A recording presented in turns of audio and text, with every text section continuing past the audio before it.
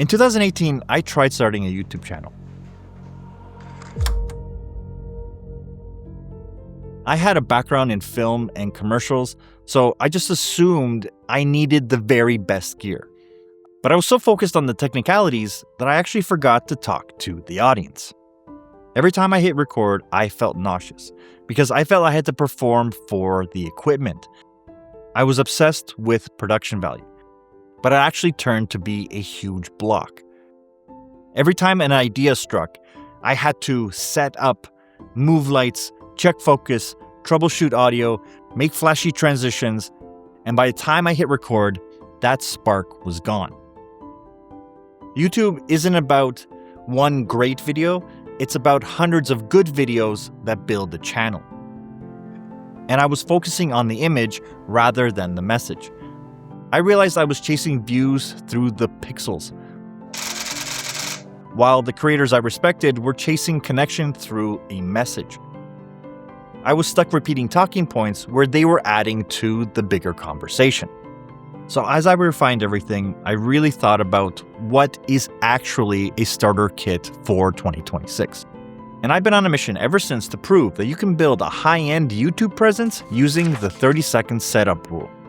Today, I'm going to show you why the starter kit is more than a shopping list. It's a mindset. I'll show you the setup that I use that lets me go from idea to recording within 30 seconds, and I'll break down the high-tier to entry-level options that produce nearly identical results.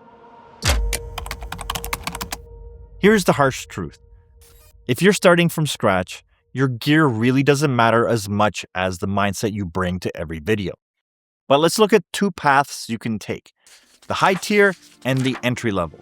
Both will get you great results, and both can be added to when needed as you grow. Cameras come from so many brands and flavors right now that you can't really go wrong. But if you did have to choose a higher end one, I have the Sony FX3, and it's a beautiful camera.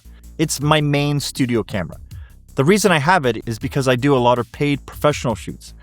I only own one lens for it because on these bigger shoots, I typically rent lenses that fit specific needs for the client. But even with this nice camera, sometimes I plug it into the computer via the Elgato Camlink 4K straight into Ecamm to record right to the hard drive and not to the SD card of the camera.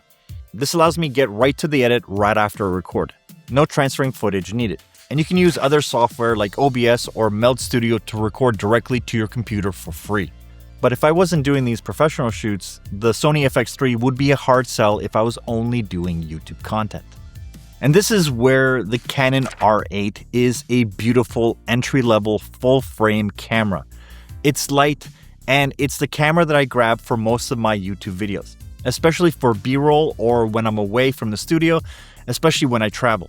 I've never liked taking my cine cameras when I didn't have to. And the R8 has the same sensor as the more expensive R6, and honestly, it produces images that look just as good as the Sony FX3 for YouTube. It has never gotten in the way of creating, and many of the entry-level lenses have image stabilization built right in. The biggest downside to many entry-level cameras, especially the R8, is the battery life. So get at least one extra or get the power adapter. That is the real game changer for this type of camera, especially if you plan on doing live streams as part of your setup. And there is a $0 tier, and I say $0 because it's probably the camera you already have in your pocket or watching this video on. And for a lot of my B-roll, I use the iPhone. It's fast and it's always with me. And with the new free camera apps like the Final Cut Camera app or the Blackmagic Cam app, it makes capturing the moment fun again and still maintaining the high quality because these apps allow you to record in ProRes. But hands down, the best advice I can give you for which camera to buy is spend more money on the lenses. Lenses can actually last decades compared to the camera bodies you will use with them. I have EF lenses that I use with the Canon R8 that are from 2012 with an EF to RF adapter. So if you're starting today, buy a camera body that gets out of your way to create and invest in the glass that will grow with you. And speaking of cameras, today's video sponsor has built a tool that fits perfectly into that 30-second workflow. This is the OBSBOT Tiny 3. The Tiny 3 isn't just a webcam, it's a 4K AI-powered PTZ camera that acts like a professional camera operator. It can track you while you move side to side. The AI tracking is seamless, but the new standout feature is actually sound source localization. If the camera is asleep, I don't have to menu dive. I just say, "Hey Tiny." The camera wakes up, finds me, and centers the frame perfectly. And then there's audio. In a home studio, I'm always fighting noise, fans, family noise, clicky keyboards. The Tiny 3 has AI noise reduction built in and 5 distinct audio modes. Here's the raw audio.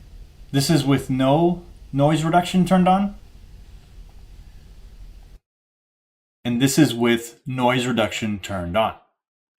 It filters out everything except the frequency of your voice. You also have music mode for higher fidelity, directional mode, and a normal mode for standard calls. It captures in 4K, handles low light beautifully, and when you're done, you just tilt the lens down for physical privacy. Sleep Tiny. It's built for creators who value their time as much as image quality. Check the link in the description to upgrade your desk setup. Even before you buy a camera, your most important tool is free: AI.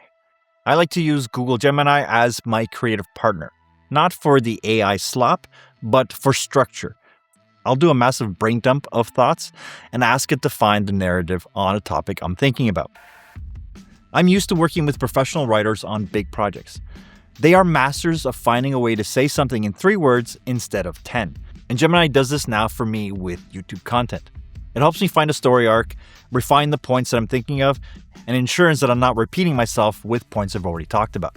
I believe it's one of the strongest tools you can use right now to figure out your content strategy before you commit months of work only to get back to square one. It's an essential YouTuber starter kit tool for 2026. Let's talk about what actually makes a video look expensive: lighting, audio, and the machine to bring it all together. Lights can get crazy expensive, but the goal is to make it look expensive. And that usually means a large, soft source. For my setup, I use an older Amaran 200D with a small softbox and a 4-foot nanlite tube for the rim light. These are both entry-level lights. Start with one good light and a modifier and build as you go. And if you don't have space for a giant softbox, point your light through a small softbox and bounce it against a white wall. The wall becomes a big light source, and it's very flattering on camera. And if you don't have a white wall to use, you can buy a simple bounce reflector or even use a large white sheet. Just keep in mind that bouncing light like this is much harder to control. You might need to use flags or black foam board to block the light from hitting parts of the room you want to keep dark. Audio is probably one of the most important things to get right from the beginning. And in the high tier section, I use the Sennheiser MKH50. This was my splurge. It's rich and professional and used on many movie sets. It's a fantastic mic for dialogue. It does require an XLR adapter to get it into either your camera or into the computer. And that's why I often find myself using the Elgato Wave 3. This is what I use for 90% of my work, for video calls, for live streams. It sounds amazing with my voice, and it's incredibly efficient. It is a USB mic that is plug and play into your computer, so you don't need any fancy XLR to USB converters to use it. And regardless of which mic I use, I always run the audio through Auphonic. It's an AI tool that auto equalizes my voice. It gives me that polished radio sound without me needing to be an audio engineer, which I found out the hard way is incredibly hard to get right. So now that we have footage and the audio, it all has to come together somewhere. So if you don't already have a computer that can handle 4K video, you don't really need a high-end tier workstation like the Mac Studio that I have, which in all accounts is a fantastic computer for what I need it for, like client work and high-end productions. I found that the entry-level Mac Mini is arguably one of the best computers for creators starting out right now. Whether you use Final Cut Pro, DaVinci Resolve, Premiere Pro, or CapCut, whatever helps you edit fastest is the key. The Mac Mini handles footage from almost every camera out there without breaking a sweat. The price to performance is almost unbeatable. If you can, upgrade the internal storage to give you a little bit more, but the critical part is don't edit off of the internal hard drive. Footage piles up fast and the internal storage is crazy expensive. So at the very least, get an external SSD. I recommend a 2TB or a 4TB, and depending on how much you shoot, a single drive can easily hold a year's worth of footage, A-roll and B-roll, and most importantly, editing from an SSD means you'll never have a choppy, laggy editing experience. SSDs go on sale all the time, so make sure you keep an eye out for those deals. When I have an idea for a video, come in and I turn on the light, then turn on the camera,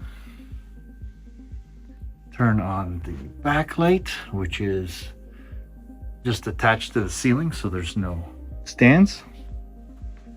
Come in, have eCam up and running, press record, and I'm ready to make a video. So, if you're building a starter kit from scratch for YouTube in 2026, here's the roadmap. Start with your phone. It's more than enough to learn the basics and get started. Creating first and getting used to it is way more important than getting the right gear. And when you're ready, buy an entry-level body like the Canon R8, but focus on a camera that feels good to use immediately without it being restrictive. And if you want your videos to look amazing and sound great, audio and lighting are the key. A $100 light used correctly looks better than a $5,000 camera used in a dark room. Invest in a fast workflow. A Mac Mini with a solid external SSD will keep you from getting frustrated during the edit. At the start, it's about putting in the reps, and the faster you can get from idea to completed posted video, the better off you'll be. The goal is to communicate and make content, not to collect gear. I have a Sony FX3, but the channel grew because of the ideas, not the sensor I was using. YouTube is a place to share the thing you can't shut up about, but no one will actually find you if you're too busy setting up to actually post. I stopped building a film set and started building a communication space. Hit subscribe if you like this type of content, and help me reach 100,000 subscribers this year. Go turn on your camera, even if it's just your phone, and share your thoughts. I'll see you in the next one.